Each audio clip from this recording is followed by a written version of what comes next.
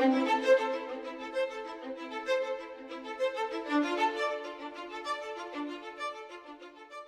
you. Thank you.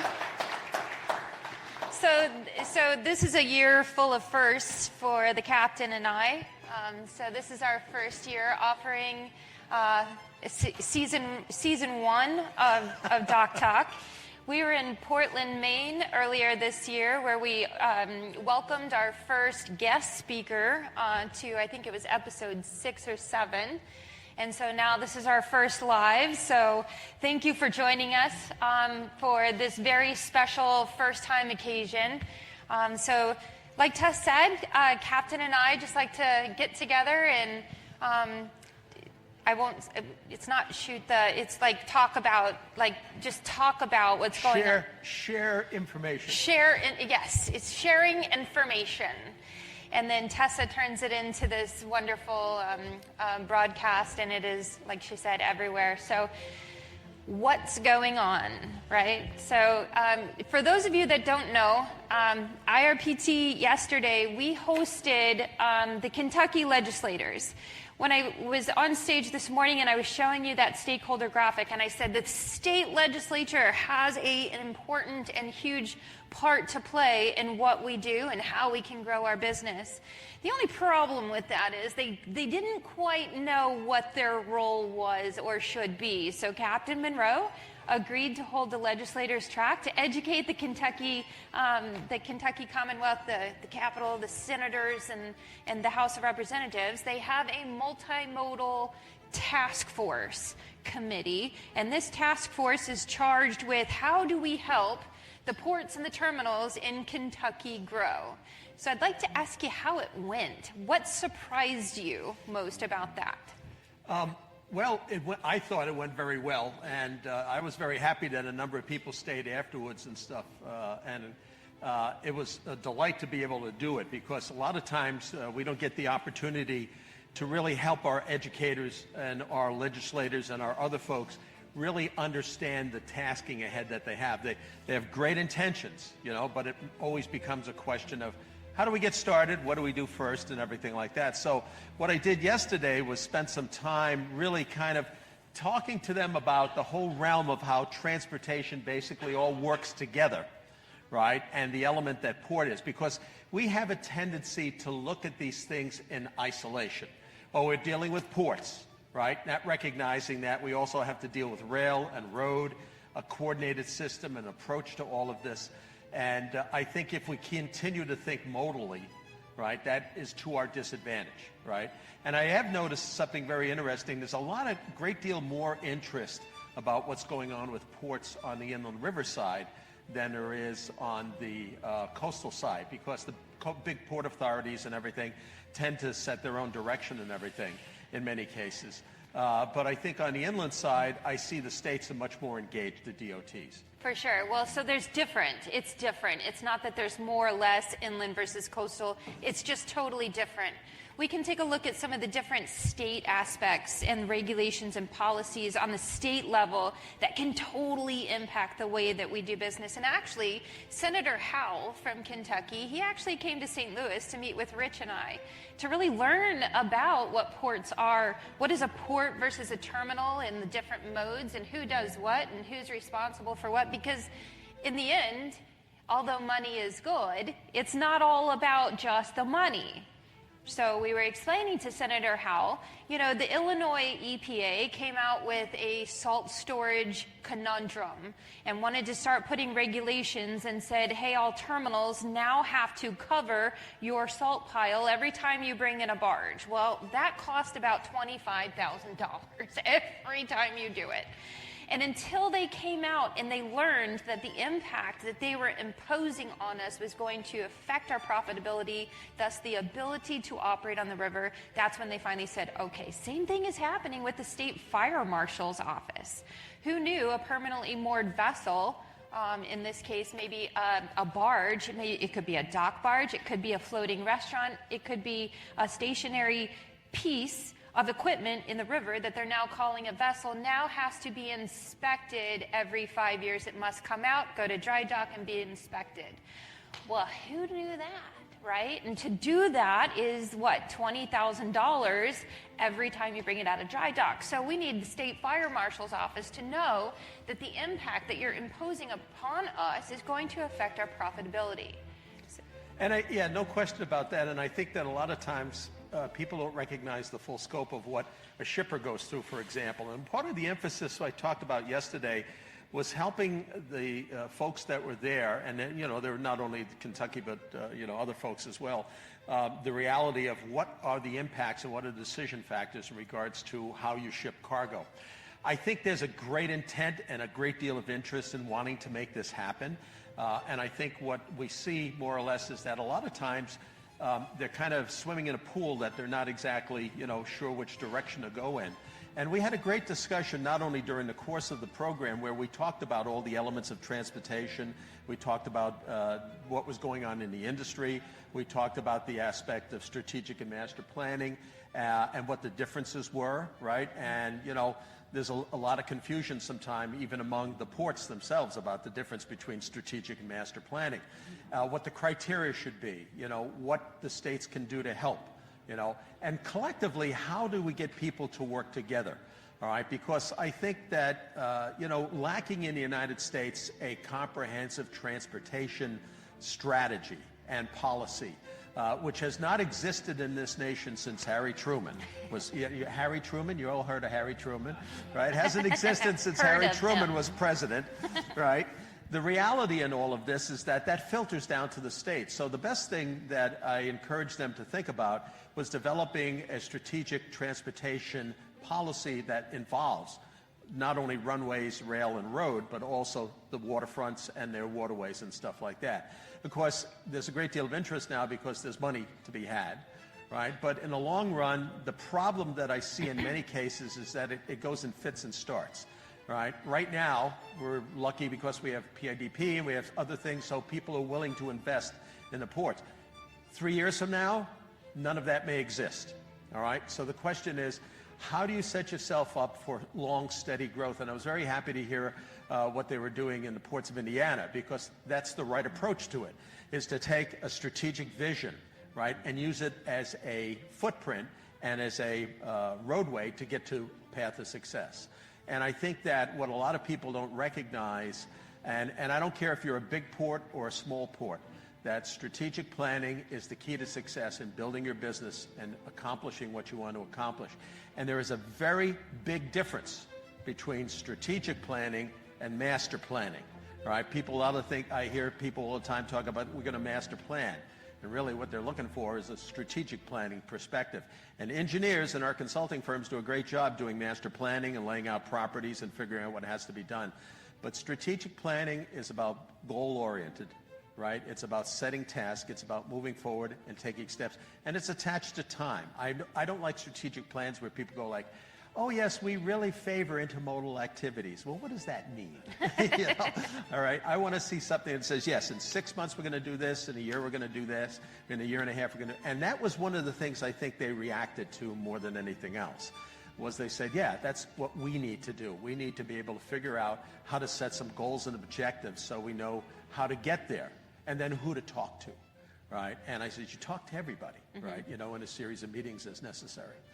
So I got the impression in talking with the Kentucky State Legislature as well as other state legislatures that they didn't quite understand the value that the private terminal plays in this whole river transportation realm. Did you get that impression from them yesterday, that they understood and have a path forward for inclusion into the private terminals, into their master plan, strategic plan? I think what the sense was, they really kind of look at them as separate entities, and they shouldn't, right?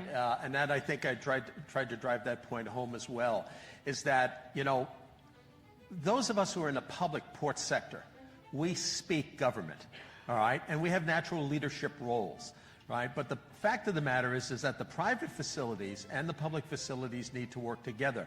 And anybody who's doing planning at the statewide basis needs to take both into account. You can't just talk to the public folks without engaging the private folks. You can't just talk to the ports without talking to the railroads, and you can't talk to the railroads without talking to the highway folks. So the bottom line here is that you have to look at it holistically, right? And I do think that the public port agencies need to look after the benefit of the private sector. And the private sector is always kind of, well, scared of what the public does because they don't want to share a lot of information because then it becomes public information. I understand that. But doesn't mean that all boats don't rise equally with the tide. So to a detrimental point, yeah, we want to keep our business secrets secret. We want to become, remain, competitive in that realm. But we also want to explain our value and our impact on the way that we are regulated and funded, right? So, yes, I understand the privacy aspect, but I encourage all of our terminals to share more of your value, your impact on your community, the impact on your region, and the impact on our river. Well, this might be hard to believe, but there are actually parochial interests within our state, right? Where people... No. Yes, it's surprised me as well, right? And what we tend to forget is this, is that the ports compete with the railroads and they compete with the roadways, right? But they're also, the road and rail are partners with our ports as well. And that the ports failing to work together within the context of a state or a region, right, don't recognize that they're competing with other states and other regions and other areas. And so it behooves a state community with the leadership of the state.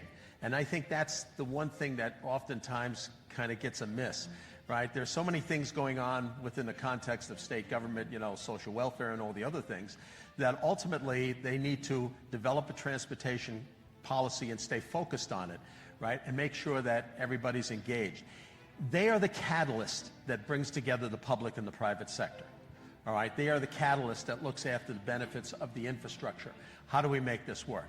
And, there's been a great debate about, how do we get ports to work together? I've heard some states are sitting there going, well, let's create a statewide port authority. Well, that might work, right? Other ones say, well, maybe we get everybody to kind of meet together on an ad hoc basis. Well, that never works, all right? But when you get people working together in a formal council, for example, where they sit together like they did in Massachusetts, like they did in Florida, like they're trying to do potentially up in Alaska, it is to the benefit of everybody because the state's got to look after their own fundamental interests first, right? And then recognize that they compete with everybody else. Gotcha. Well, I think that's debatable. I'm not sure the Port Council, bringing all ports together on one council is really going to help business grow, but that's totally debatable. Well, we could debate that, I guess. That's a topic for our next podcast. But I did find it was interesting that one of the problems we have with our ports and our states is that they're so consumed by what's happening at the local level, they forget to look at what's happening at the wider level. Agreed. And we had a great opportunity to kind of talk about what was going on in the industry, what's happening with new technologies, what benefits do we see in regards to, container on barge. That seemed to be a very hot topic. Container on barge is always a hot topic. Oh, they were interested in container on barge? They're interested in container, and they asked me some blunt out. I says, what makes container on barge work? What'd you tell them? Well, I told them, I says, first of all, you touch base with Aimee, and she'll tell you no. But I said, the best way to get container on barge working effectively is to get an ocean carrier behind it. All right, because they're controlling the intermodal moves, all right, and they're controlling the deep sea moves.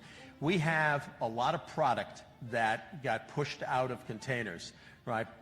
Pre-pandemic, we didn't have that issue. They were looking for anything to put back in empties and send it back to China or wherever it was going, right? And then the pandemic came along and they were sending the empties back, without reloading them, all right? And as you remember, this was one of the big issues with the Federal Maritime Commission, right? Now, all right, we have a great preponderance of empties. We got piles of them everywhere, and the question becomes, can these be reloaded?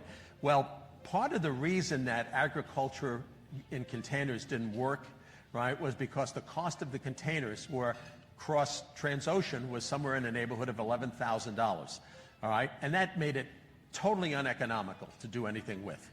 All right, now the average overall price is about $1,500. So it's dropped close to 90% from the high point down to where it is right now. And that now reopens the opportunities where people are going like, well, we want to refill those containers. I think one of the things that I really emphasized yesterday is that the inland river system, even though you all think of yourselves as, being kind of your own little world, right, to recognize that you're part of a worldwide system of transportation. And the flow of cargo, logistics, and all the rest of it are all tied together. And that's why we need to recognize what's going on here, there, and everywhere else. What happens in the world affects what goes on here in Louisville. It affects what goes on up in St. Louis, all right, because we're moving commodity. Even though international cargo only represents 10% of all the cargo moves in North America, 90% of it being domestic by rail, truck, or, barge.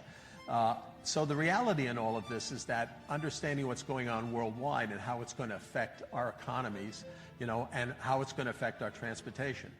We know there's a great imbalance on the inland river systems. You got maybe 80% loads going south and only 20% loads going north. How do we get that balance to work? So the answer to this thing is when you have a carrier who's dealing with container on barge, right, they're doing it in lieu of a more expensive truck move or a more expensive rail move, which is what makes Secor work, right? CMA, CGM, who handles that, and moving the pet products and stuff, because they're looking at it as a potential alternative and a cheaper alternative than moving it by a land transportation system. And that's really the key, all right, I think in most cases, because getting these alternative transportation modes that are less expensive, right, that's what makes barge work. Absolutely, and that was part of our message last week. Tess and I went down to Miami to the National Association of Foreign Trade Zones annual conference, and Christine is exhibiting out there, so I definitely want you to go have a talk with her. But that was our message to the shippers, is that we are so much more efficient in the amount of cargo that we can carry, our cargo capacities, as compared to trucking it. And thanks to the Waterways Journal, who also is exhibiting out front, and I hope you all stop by, they had in the Waterways Journal last week, or the week prior, maybe, a picture in 1949, and we have a shipper's guide to river transportation down on the IRPT Reg desk with this image in there. But what we're showing the shippers is back in 1949, there was a barge that was carrying 1947 Ford vehicles. And on this one barge, they were carrying 180 Fords upriver, delivering them to destination. And we give them that second graphic that says, as compared to how we're moving them now. And you'll see this semi-truck that's carrying 4 cars.